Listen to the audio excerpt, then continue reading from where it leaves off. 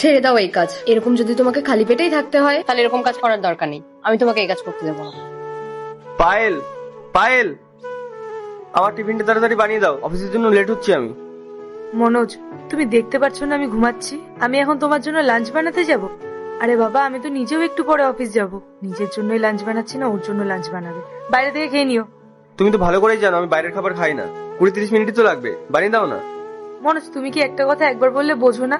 দেখছো তো আমি ঘুমাচ্ছি, কানের কাছে ঘ্যান ঘ্যান ঘ্যান ঘ্যান করে যাচ্ছে। খেতে হবে না তোমার, যাও না খেয়ে থেকো। যদি এরকম না খেয়ে খেয়ে তোমার শরীরটা খারাপ হয় তাহলে সেই দায়ভারটা কে নেবে? তোমার মালকিন নেবে?